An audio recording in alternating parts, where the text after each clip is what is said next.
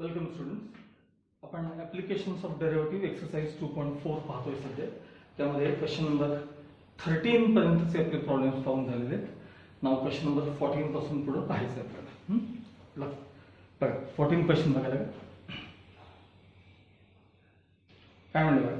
Find the largest size of rectangle that can be inscribed in a semicircle of radius 1 unit so that two vertices lie on the diameter.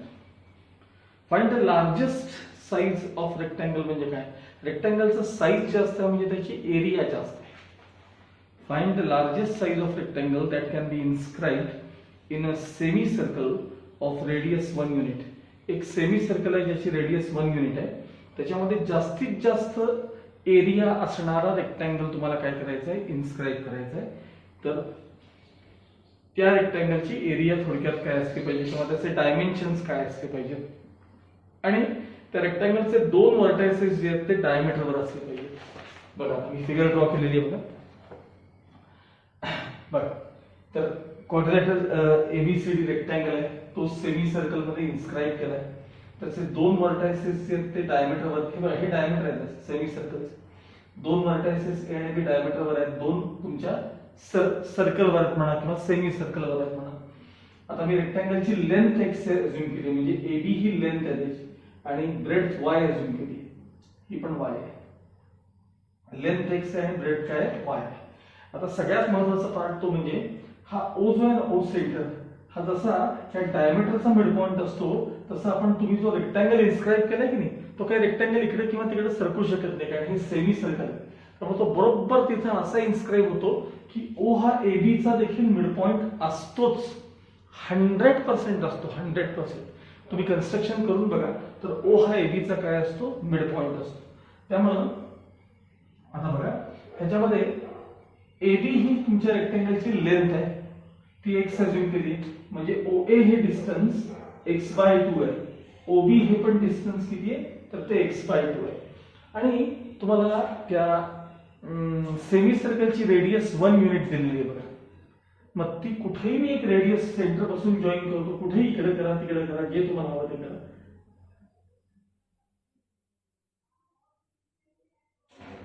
हा ही झाली तुमच्या semi सर्कलची radius. r equals किती दिली तुम्हाला?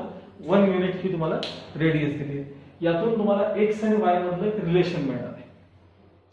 आणि अशा रेक्टँगलची area तुम्हाला काय करायची? मॅक्सिमम असली पाहिजे. तर ते एरिया किती असेल किंवा त्याचे डायमेन्शन्स किती असतील हा तुम्हाला त्यांनी क्वेश्चन विचारलाय. ठीक आहे बघा. आता याचं सोल्युशन आधी प्रश्न कळला का बघा. एक युनिट किंवा एक काय म्हणले त्यांनी मीटर सेंटीमीटर काय केलं चेक करा. 1 युनिट, हा 1 युनिट रेडियस असणारा एक सेमी सर्कल आहे.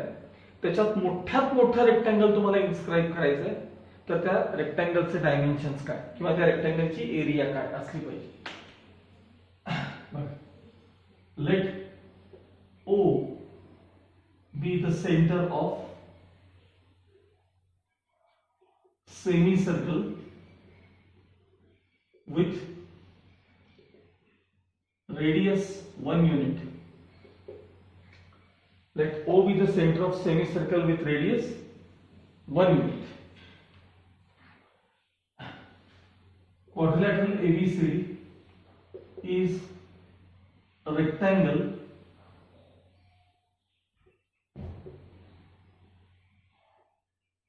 inscribed in the semicircle. Quadrilateral ABCD is the rectangle inscribed in a semicircle. ठीक है. Let length AB equals x units and length AD म्हणजे length AB आणि breadth म्हणजे AD equals y units. हे झालं length आणि breadth चे assumption. Therefore OA equals OB equals x/2 units. Direct लिहायचं, काही मिड पॉइंट त्यावर मेन्शन करायचं. OA equals OB equals x/2 units.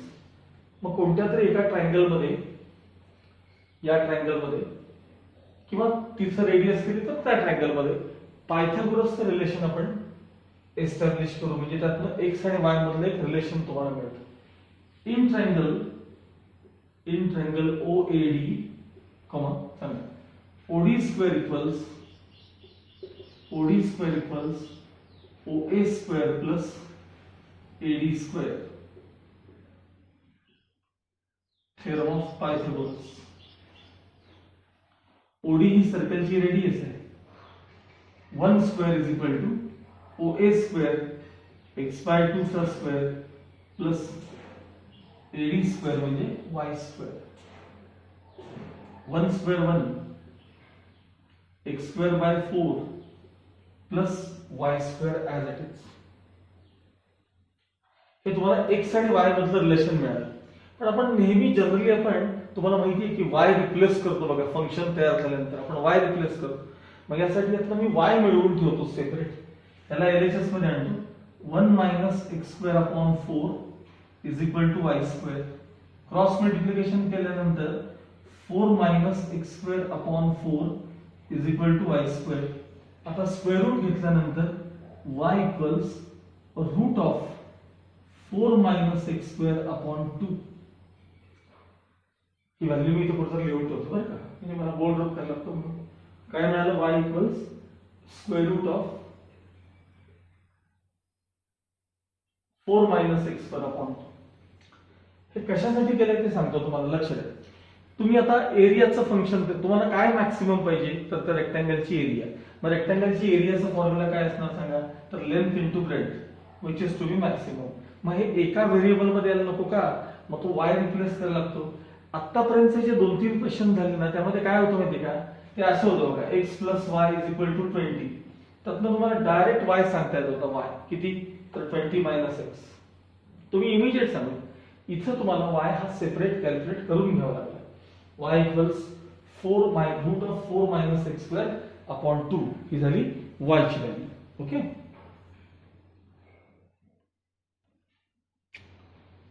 Okay. आता आपल्याला x आणि y मधलं रिलेशन मिळून गेलं. आता आपल्याला मॅक्सिमम एरियाचा रेक्टँगल त्यामध्ये काय करायचं, इन्स्क्राईब करायचं आहे. म्हणजे तुमच्या रेक्टँगलची एरिया कशी असली पाहिजे, तर ती मॅक्सिमम असली पाहिजे. खाली त्याला y इक्वल्स जे काय आलं असेल त्याला इक्वेशन 1 देऊन ठेवायचं. Area of rectangle equals L into b, length x breadth y. आता यातला y रिप्लेस केला पाहिजे मला. सांगा y काय आहे बघा तिथं, कारण ते एका व्हेरिएबल मध्ये आलं पाहिजे ना. Root of 4 minus x square upon 2 from equation 1.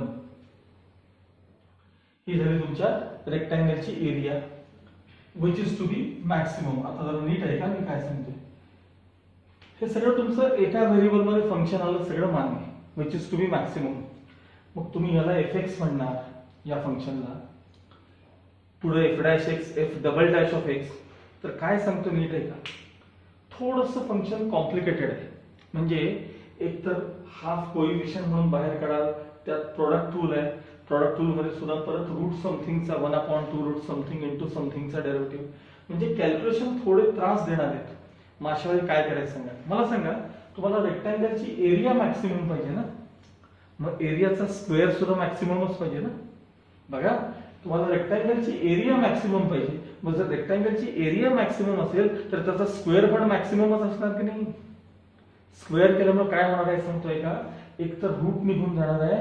Problem तुमचं फंक्शन खूप सोपं होणार आहे डेरिव्हेटिव्ह घेण्यासाठी. आणि म्हणून पुढची स्टेप यातली महत्वाची आहे. Therefore a square equals, square करून टाका. हे बघा, हा x चा स्क्वेअर झाला, ब्रॅकेट मध्ये 4 minus x square upon 4. Continue करतो मी. Therefore a square equals, bracket open करा, 4x square minus x raise to 4 upon 4. आता मला सांगा, या फंक्शनचा डेरिव्हेटिव्ह घेणं तुम्हाला किती सोपं आहे as compared to this function. काही प्रॉब्लेमच नाही याच्यात, क्वोशंट रूल नाही, काही नाही, प्रोडक्ट रूल नाही.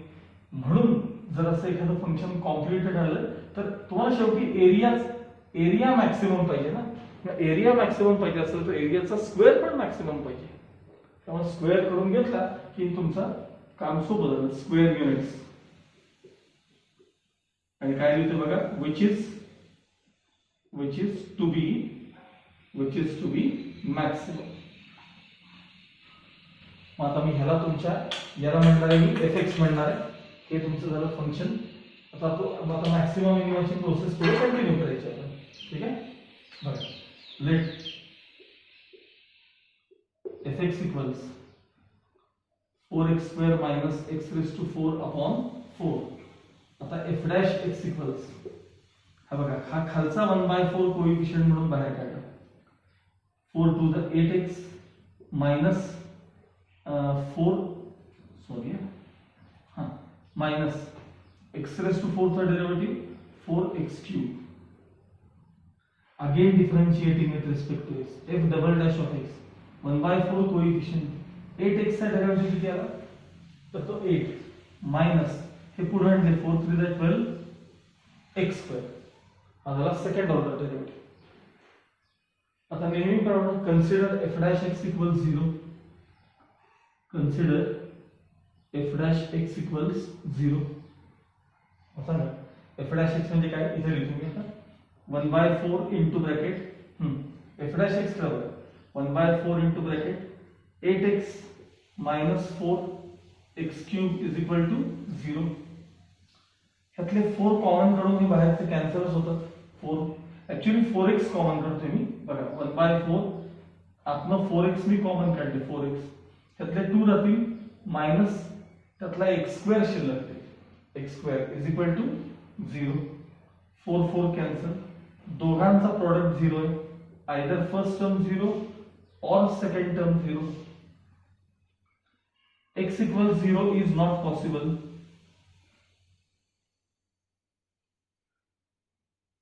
का नाही तर ती मला सांगा लेंथ रेक्टँगलची लेंथ आहे. तुम्हाला मोठ्यात मोठा रेक्टँगल इन्स्क्राइब करायचा आहे ज्याची लेंथ 0 असेल कसं चालेल तुम्हाला. त्यामध्ये लेंथ काही 0 असणार नाही ना काहीतरी लेंथ असणार रेक्टँगल. तर x equals 0 is not possible. तर राहिलं काय तर therefore 2 minus x² is equal to 0. हे ट्रान्सफर केले की x² is equal to 2 square root घेतलं x is equal to √2. आता इथं मूर्खासारखं प्लस और मायनस √2 लिहायचं नाही कारण लेंथ आहे लेंथ रेक्टँगलची लेंथ x आहे त्यामुळे x equals √2. आता x √2 असताना आपला सेकंड ऑर्डर डेरिव्हेटिव्हचं साइन काय मिळतं आपण चेक करूया. मग consider f double dash of x is equal to सांगा कन्सिडर f डबल डॅश कुठे गेला बघा इथे आहे 1/4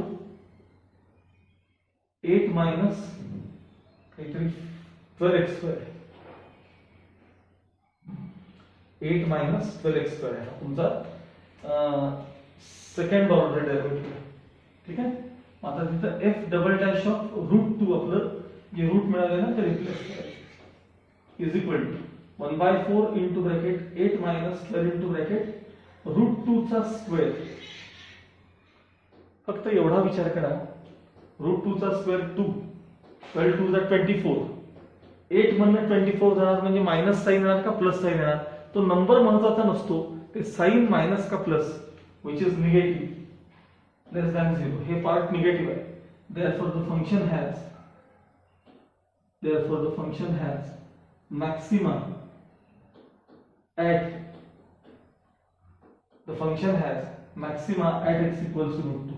आता या लाईनचा अर्थ काय सांगतो लक्षात. द फंक्शन म्हणजे fx. सांगा fx म्हणजे काय आहे हे बघा हे fx आहे म्हणजे हे म्हणजे एरियाचा स्क्वेअर आहे. दिस फंक्शन म्हणजे एरियाचा स्क्वेअर हॅज मॅक्सिमा म्हणजे that gives us maximum value at x equals √2. म्हणजे थोडक्यात x√2 असताना हे तुमचं जे एरियाच्या स्क्वेअरचं फंक्शन आहे that gives us maximum value. पण एरियाचा स्क्वेअर मॅक्सिमम आहे म्हणजे एरिया पण काय असली पाहिजे मॅक्सिमम असली पाहिजे. कधी x√2 असताना. मग जेव्हा x√2 असेल तेव्हा y किती. मग आता मला इथं जागा कमी आहे पण मी इथे डायरेक्ट सांगतो तुम्हाला याच्यात बघून सांगतो.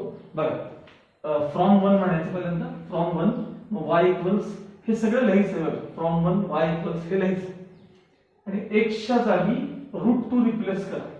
सांगा √2 चा स्क्वेअर किती 2 आतमध्ये √2 चा स्क्वेअर किती 2 4 मधून 2 ते दाखवायचं बरं का कॅल्क्युलेशन तुम्ही. हा 4 मधून 2 गेले 2 राहिले म्हणजे वर √2 राहिले का बघा कळते का बघा लिहितो वाटलं तर बघा y equal square root of 4 minus root 2 चा स्क्वेअर म्हणजे किती 2 आणि अपॉन किती 2 वरती डिफरन्स किती राहिला रूट 2 आणि खाली किती 2 एक एक रूट 2 कॅन्सल झाले काय झालं सांगा 1 बाय रूट 2 शिल्लक राहिली म्हणजे फ्रॉम इक्वेशन 1 काय मिळालं तुम्हाला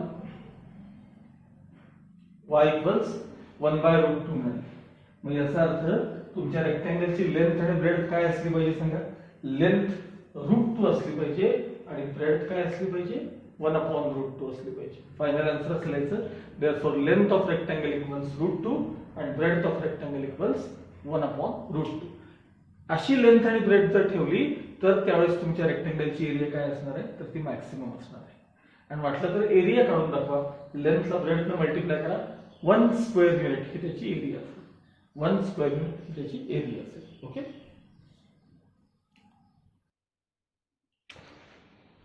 नेक्स्ट प्रॉब्लेम बघा question number 15 an open cylindrical tank whose base is a circle is to be constructed of metal sheet so as to contain a volume of pi a cubic centimeter of water.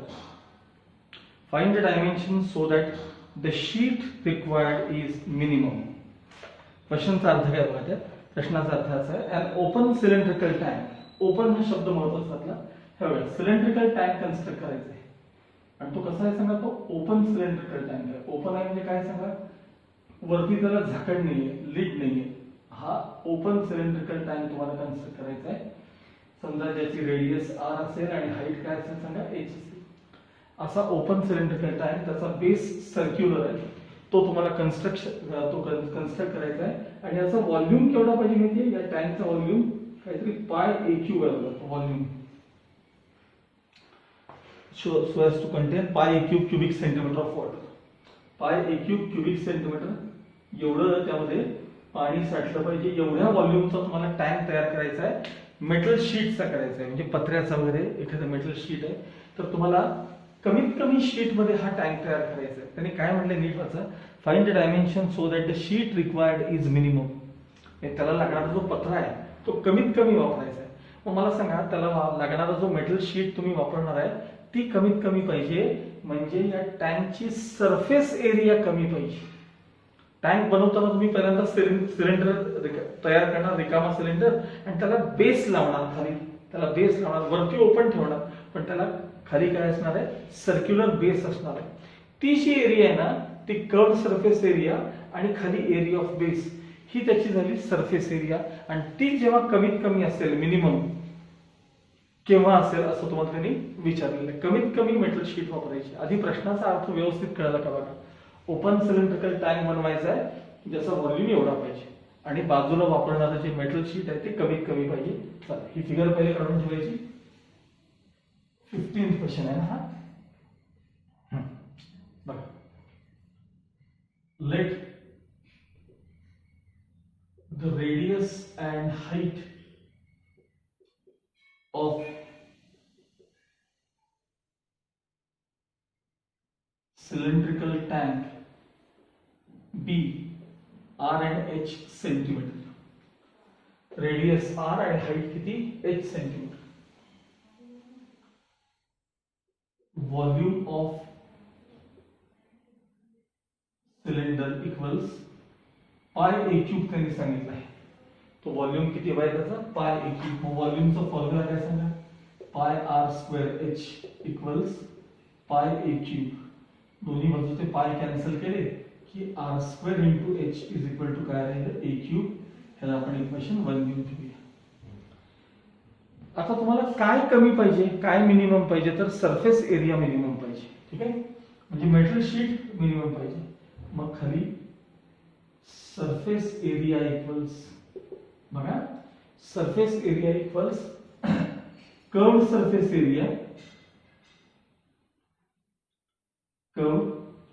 Surface area plus area of base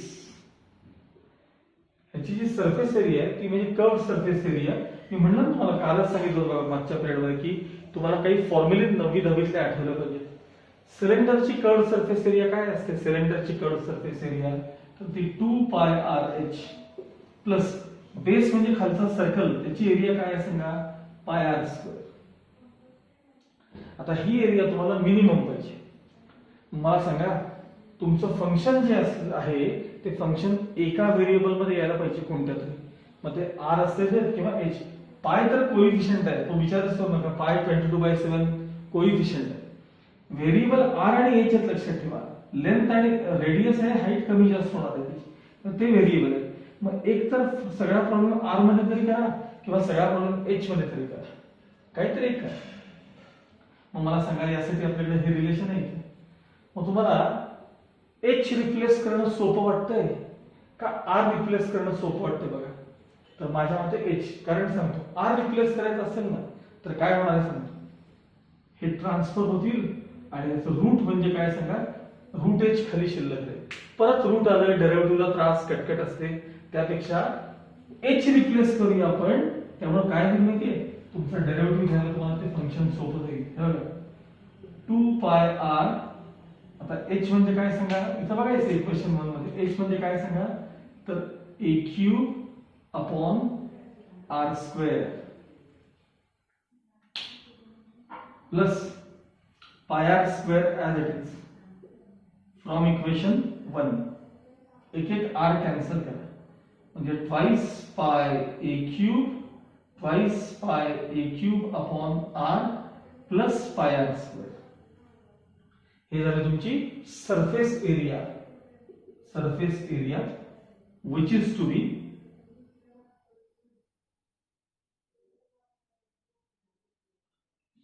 कमीत कमी पाहिजे आपल्याला. Surface area minimum पाहिजे, which is to be minimum.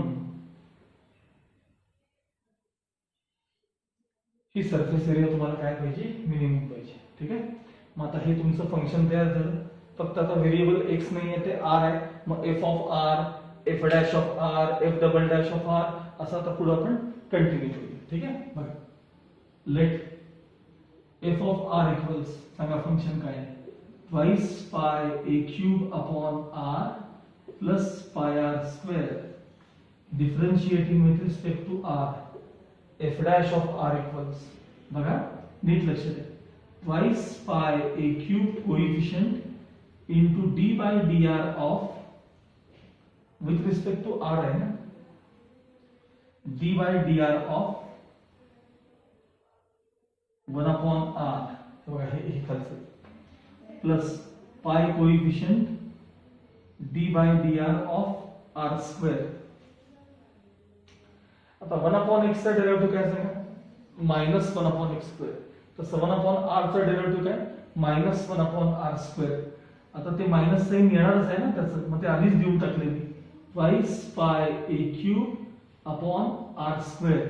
तर 1 upon r चा derivative minus 1 upon r square minus plus, आता हे पाय as it is r square चा डेरिव्हेटिव्ह ट्वाइस r. हे झालं तुमचं f डॅश ऑफ r झालं, f डॅश ऑफ r. आता तुम्हाला f double dash of r पाहिजे.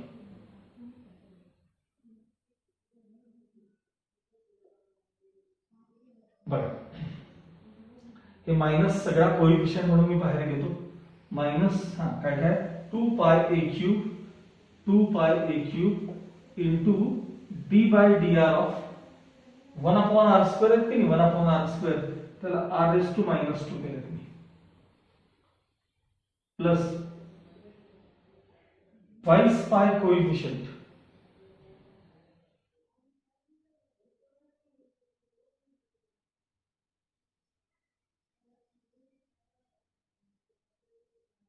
d by dr of r minus 2 pi a cube as it is minus 2 r raised to minus 3 झाले. minus 2 पुढे r raised to minus 3 plus 2 pi into bracket 1. हे झाले 2 to the 4. बघा minus 4 ते plus 4 झाले. pi a cube upon r raised to 3 plus twice pi as it is. हे झालं तुमचं f double dash of R. हे काय झाले, f double dash of R. दोन डेरिव्हेटिव्ह मिळाले. मी दोन्ही डेरिव्हेटिव्ह इथं कुठेतरी आसपास लिहून ठेवतो किंवा फक्त हा एवढा पार्ट ड्रॉप करतो. तुम्ही फंक्शन फक्त कशाचं तयार केले सांगा, हे सरफेस एरियाचं केले हे लक्षात ठेवा.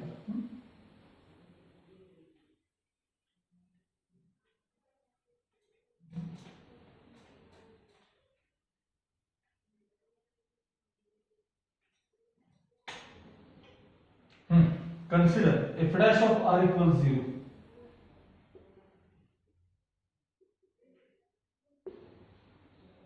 आता हे f dash of r आहे, सांगा काय आहे, -2 पाय a cube upon r square plus हे 2 पाय r इज इक्वल टू 0. ठीक आहे, हे झालं f dash of r is equal to 0. आता हे मी सिम्प्लिफाय करणार.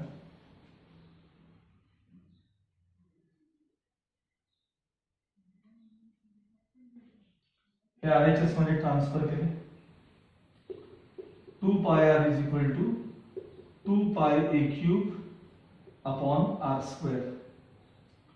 ट्वाइस पाय कॅन्सल, काय राहिलं, r equals a cube upon r square. r square ला मल्टिप्लाय केले, r cube equals a cube म्हणजे r इक्वल्स a. म्हणजे रेडियस किती मिळाली तुम्हाला, सिलेंडरची a मिळाली. आता रेडियस ए असताना सेकंड ऑर्डर डेरिव्हेटिव्ह काय साइन देतो हे आपल्याला पाहायचं आहे. Consider f double dash of r equals, consider f double dash of r equals 4 पाय a cube upon r cube plus 2 पाय. therefore f double dash of a, कारण तुम्हाला रेडियस किती मिळाली, a मिळाली, म्हणजे r च्या जागी a रिप्लेस करून बघा, म्हणजे 4 पाय a cube upon a cube plus 2 पाय.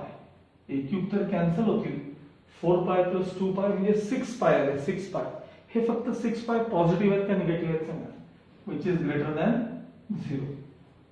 therefore the function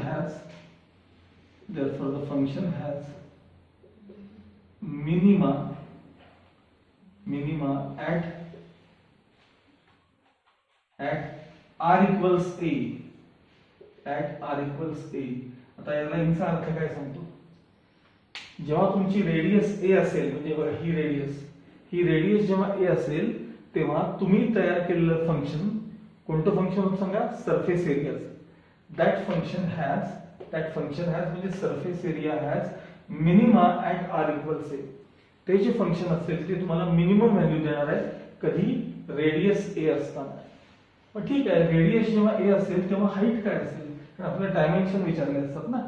मग आता बघा, हाईट करता तुमच्याकडे इथं इक्वेशन 1 आहे बघा, इक्वेशन 1 खाली जायचं. From equation 1